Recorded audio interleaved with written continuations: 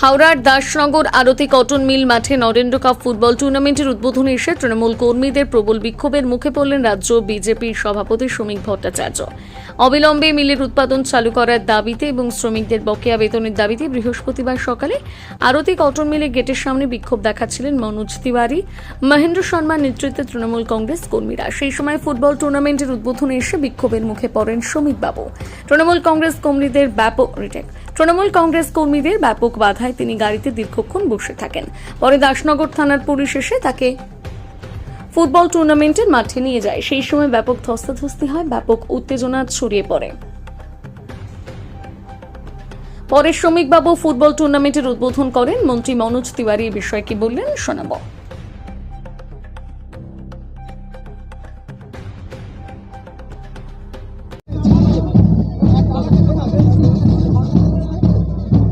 আজকের দিনে আমি কোনো রাজনীতির কথা বলতে এখানে আসিনি।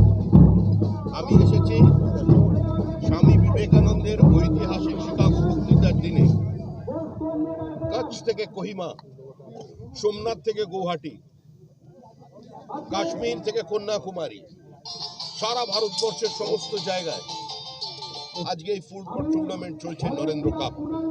কারণ আজ শিকাগো বক্তৃতার ঐতিহাসিক দিন। পরাধীন ভারতবর্ষের মাটিতে দাঁড়িয়ে যিনি বিশ্ব শান্তির স্বপ্ন দেখাতে পেরেছিলেন, ভারতীয় বহুত্ববাদ, ভারতের মত প্রকাশের অধিকার পেয়ে যিনি সারা পৃথিবীর মানুষের সামনে তুলে ধরেছিলেন, তার প্রতি সম্মান জানাতেই আজকে 11 তারিখ থেকে 17 তারিখ পর্যন্ত এই নরেন্দ্র কাপের আয়োজন করা হয়েছে। 17 তারিখ আমাদের বিশ্বকর্মা পুজো, একই দিনে আমাদের পৃথিবীর জনপ্রিয়তম রাজনৈতিক ব্যক্তিত্ব দেশের প্রধানমন্ত্রী নরেন্দ্র মোদীর জন্মদিন। সেই জন্যই আমি এখানে এসেছি। আমার উদ্দেশ্য কোনো রাজনৈতিক দলকে আক্রমণ করা নয়। কোন মন্ত্রী প্রতিবাদ করেছেন, মিল বন্ধ থাকলে মিলের মজদুররা তো চাইবেনি সেটা খোলা হোক, তা আমিও চাই। পশ্চিমবঙ্গে হাওড়াকে একসময় শেফিল্ড অফ ইন্ডিয়া বলা হতো। আমি হাওড়া থেকেই আমার রাজনৈতিক জীবন শুরু করেছি। তো 40 বছর আগে বেলিলিয়াস রোড, বেনারস রোডের যে চেহারা দেখেছিলাম আজকে তা নেই। সেটা তো আমিও চাই। এই মিল যাতে চালু করা যায়, তার জন্য আমি এর মধ্যেই আমাদের এখানে যিনি সাংসদ আছেন প্রসূন ব্যানার্জি, তিনিও তুলেছিলেন আমি জানি।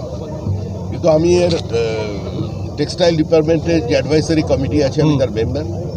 আমিও বলেছি যে যে কটা মিল বন্ধ আছে সেগুলো যাতে পুনরুজ্জীবিত করা যায় বা শ্রমিকদের সমস্ত দাবি দাওয়া মিটিয়ে যাতে সেখানে আরও বেশি অ্যাডভান্স টেকনোলজি দিয়ে শিল্পকে একটা পুনরুজ্জীবন দেওয়া যায়, তার জন্য সচেষ্ট হবে এবং ভারত সরকার এই বিষয়টি নিয়ে চেষ্টা করছে। এর মধ্যেই জুট সেক্টরের আধুনিকীকরণের স্বার্থে তারা অনেক ফান্ড নিয়ে এসেছে।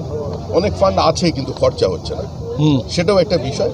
কিন্তু সার্বিকভাবে সারা হাওড়ার শিল্পায়ন একটা নতুন গতিপ্রাপ্ত, এটাই আমরা চাই। আর আজকের দিনে কে বিক্ষোভ দেখালেন, শ্রমিকদের তো অধিকার আছে। বন্ধ কারখানা, তারা হয়তো আমাকে ভেবেছেন ভারত সরকারের প্রতিনিধি দেখাচ্ছে। তৃণমূল বলছে যে আগে বিজেপি বলতো বিবেকানন্দ কাপ দুটো হচ্ছে, কি বলবেন? বিবেকানন্দ চারিদিকে সমাজ যদি বিবেকানন্দময় হয়ে আনন্দে আরব হোক, নিবেদিতা কাপ হোক, বিবেকানন্দ কাপ হোক, অরবিন্দ কাপ হোক, রবীন্দ্রনাথ কাপ হোক, সব কাপ হোক, কোনো মনীষীর ছবিতে আগুন লাগে জানা। তৃণমূলের বিধায়ক হুমায়ুন কবির বলেছেন যে নেপালের মতো পরিস্থিতি ভারতে পোস্ট করে মানুষ এগুলো জানে। আমি আজকে এসব বিতর্ক চাইছি। দাদা তো কপি করে what Bengal things today, India things tomorrow. যে কটা প্রকল্প আমাদের মাননীয় মুখ্যমন্ত্রীর মাথা থেকে বেরিয়ে মানুষের স্বার্থে, মানুষের পরিষেবাদের জন্য বেরিয়ে যায়, প্রকল্পগুলো তৈরি করে মানুষের বাড়ি বাড়ি পৌঁছে দেয়, সেটাকেই তো কপি করে কেন্দ্র সরকার। কেন্দ্র সরকার কপি করে কি করে না দেখুন আপনি। এখন বিহারে ইলেকশন আছে, বিহারে ইলেকশনে এসে কি বললো, শুধু চাল দেবে, গেহু দেবে, তেল দেবে, এইগুলো দেবে 4 কেজি করে।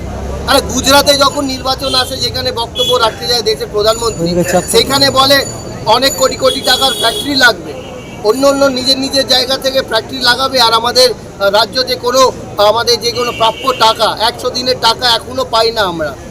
আমাদের গ্রাম যোজনার টাকা পাই না আমরা।